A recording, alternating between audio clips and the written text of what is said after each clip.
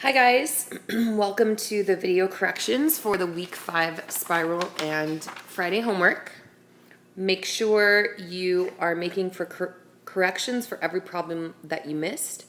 Correction is not just putting the right answer, you need to put the work to back it up as well. Number 1, Josh purchased 8 cans of tennis balls. The cans came with 3 balls in each can. How many balls did Josh purchase? So if we take the 8 cans and multiply it by 3 that come in each can, we will come up with 8 times 3 is 24 balls.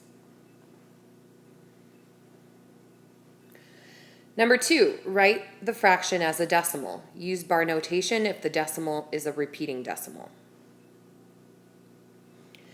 To change a fraction into a decimal, we divide the numerator by the denominator, add a decimal, 2 zeros, bring the decimal up so we don't forget to later, and we divide until it terminates or repeats. So 9 can't go into 2, but it can go into 20 twice. And 9 times 2 is 18. We subtract, we have 2 left over. 9 goes into 20 2 times. 9 times 2 is 18. I subtract, 2 left over, add a 0, bring it down, and 9 goes into 20 twice. We're going to keep getting a remainder of 2 and it going in twice.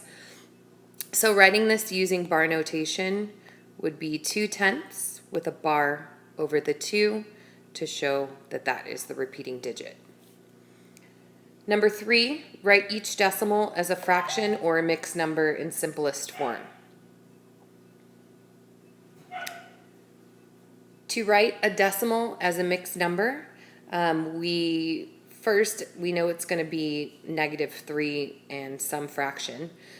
So the way that we do that is we look at the decimal part and we put that over a power of 10 according to place value. So since it is 75 hundredths, we'll write -3 and 75 over 100. And then you want to put it in simplest form, so we'll divide by 2. And then so your final answer is -3 and 3/4. Number 4, write the fraction as a decimal. Use bar notation if the decimal is a repeating decimal. Okay, so again, to write a fraction as a decimal, we could divide the numerator by the denominator, add a decimal, 2 zeros, divide until it repeats or terminates. But I noticed that my denominator is a factor of 100, so I'm going to use the shortcut. So I know that 20 times 5 gives me 100, so if I do the same to the top, 13 times 5 is 65. So a related fraction is 65 hundredths, and then I could just write that as a decimal as 0.65, which is 65 hundredths. Number 5, a deep sea diver descends below the surface of the water at a rate of 60 feet each minute. What is the depth of the diver after 10 minutes? Looking for those keywords, descends below the surface of the water at a rate of 60 feet each minute, that would be a -60. And if we want to know the depth of the diver after 10 minutes, we're going to multiply by 10. And so the depth of the diver, since the signs are different, it's going to be -600. So the depth is -600 feet or 600 feet below sea level. Number 6, replace each blank with a greater than, less than, or equal sign.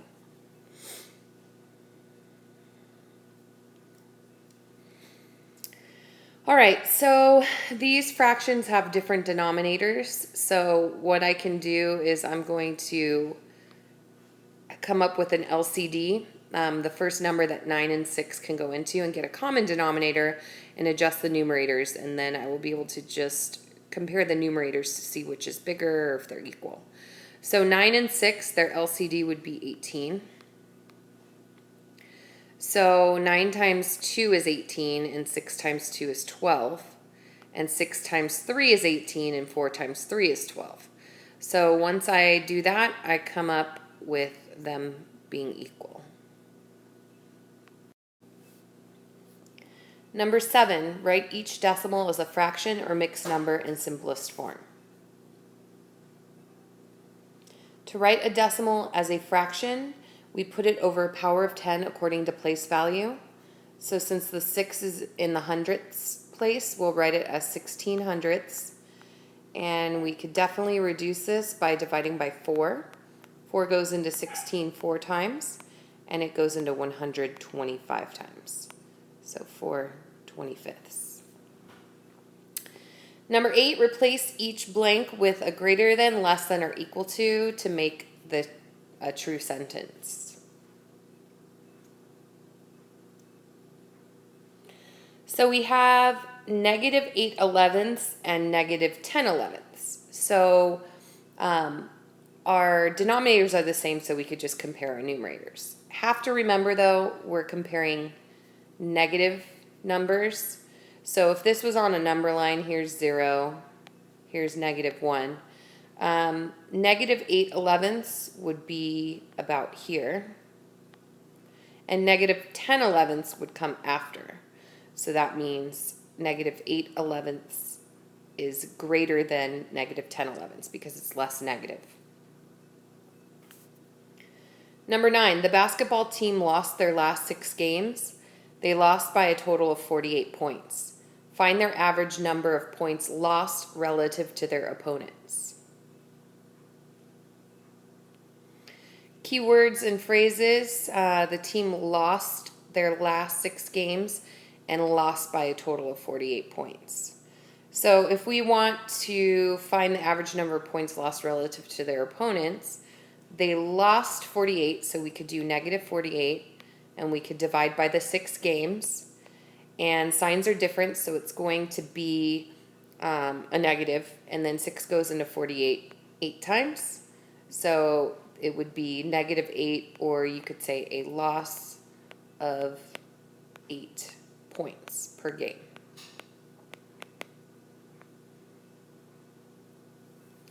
Number 10, the enrollment at Davis Middle School dropped by 60 students over a 5-year period. What is the average yearly drop in enrollment? So looking for key words and phrases, the enrollment dropped 60 students over a 5-year period. So to show dropping 60 students, that would be -60. And if we want to know the average yearly drop, we would divide that by 5. So signs are different, so it's going to be a -12. And so what that means is I would say a loss of 12 students per year. Number 11. Write each fraction or mixed number as a decimal. Use bar notation if the decimal is a repeating decimal.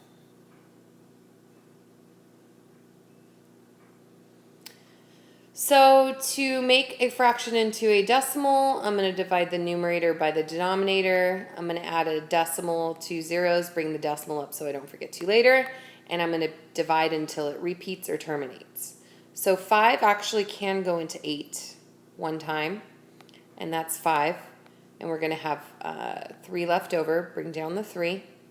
And then 5 can go into 33 6 times, because 5 times 6 is 30. And we'll have 3 left over, bring down a 0. And then 5 goes into 36 times evenly, nothing left over. So it is a terminating decimal, and it's 16 6/10. Number 12, order from least to greatest.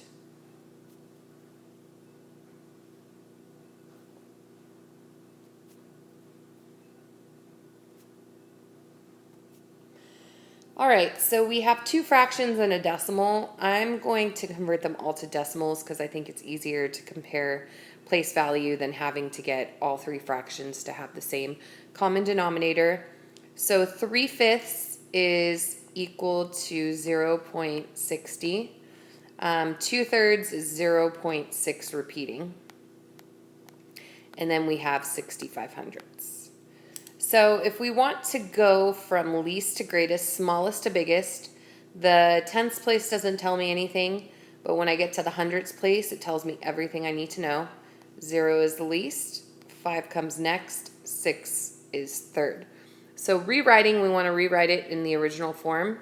The order is 3/5, and then next would come 65/100, and then last would come 2/3.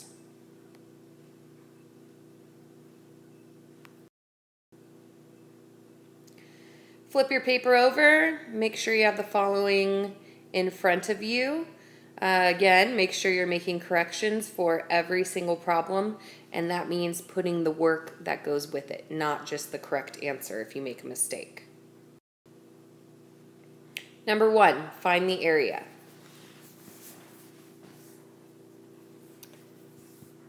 Okay, so this is a composite figure. It's made up of a rectangle and a triangle. And remember, we're finding the area. So for area for a rectangle, the formula is length times width. And then for a triangle, it's base times height divided by 2. So we're going to find the area of each, and then we're going to add the two together to get the total area. So back to the rectangle. The length is 14, the width is 12, so I'm going to multiply 12 times 14. And 12 times 14 gives me 168. So I'm going to save that for later. For the triangle, the base is 8, the height is 12, so when I substitute my values, it's going to be 8 times 12 divided by 2.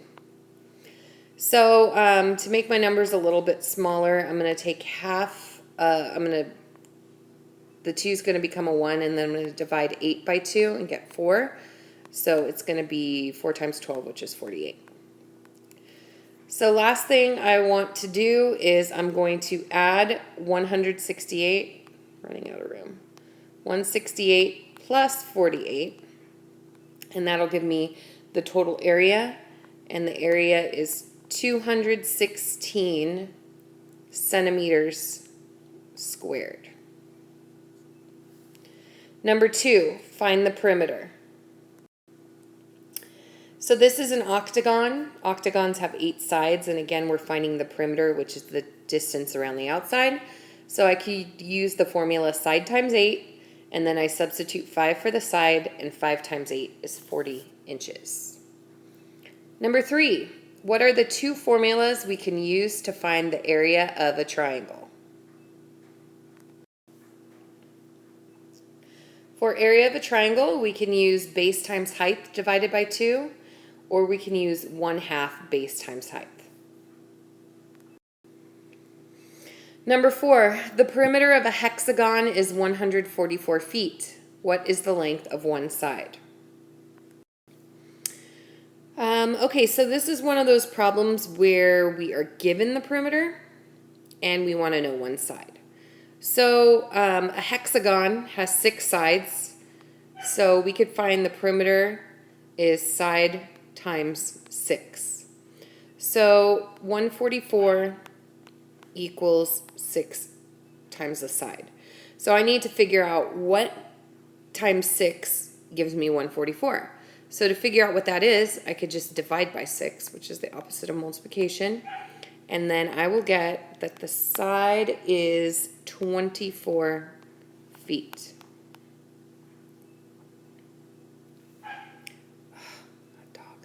Number 5, the area of a square is 144 centimeters squared. What is the length of one side? Again, this is like number 4. We are given what the area is, and we want to know the length of one side. Okay, so a square, we have to know the formula for area of a square. It's side times side. And so if I substitute my values, 144 is going to be equal to side times side. So I have to think to myself, what number do I multiply by itself to get 144? And that would be 12 times 12 is 144. So that means one side is 12 centimeters. Number 6, find the area.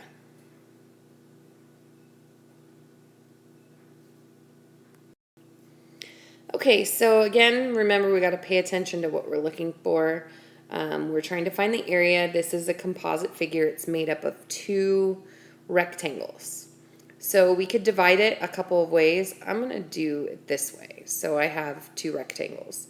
So this top one, the length and the width are right there. So I'm going to do area equals length times width, and 20 times 12.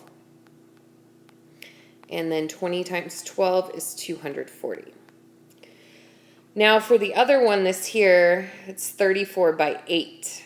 So again, area equals length times width, and area equals 34 times 8. And then 34 times 8, that's 32, 24, 272. So last step, I'm going to add 240 and 272. And let's see, 2 plus 0 is 2. 7 plus 4 is 11. Carry the 1, that's 4. So we should get 512. So the area is 512 feet squared. Number 7, what is the perimeter of a square that has a side length of, can't read that, 3/4 feet? So we're looking for the perimeter of a square, so I'll start out with perimeter equals side times 4. Distance around the outside square has 4 sides. And the side length is 3/4. So I'm going to do perimeter equals 3/4 times 4. And so multiplying a fraction by a whole number, I'm going to start by putting pants on the whole number, and we're going to cross divide, multiply, simplify. I can cross divide the 4's to become 1's. And then we'll have 3 over 1, or 3 feet. Number 8, find the perimeter. This is a rectangle, and the formula for perimeter of a rectangle is 2 times the length plus 2 times the width. So I wrote my formula, I substituted my values. 2 times 1.85 is 3.7.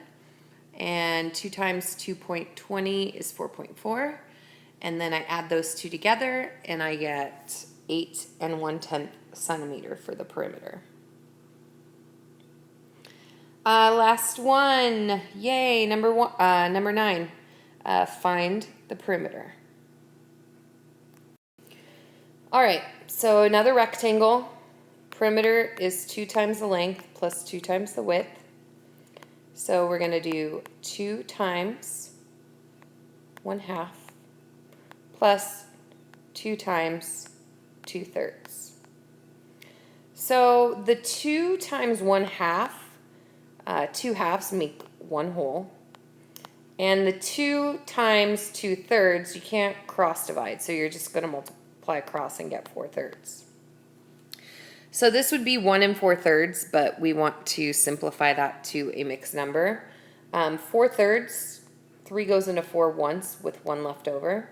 So if I add 1 plus 1 1/3, that will give me the perimeter. So the perimeter is 2 1/3 inches.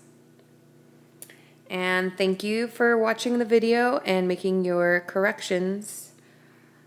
See you next week.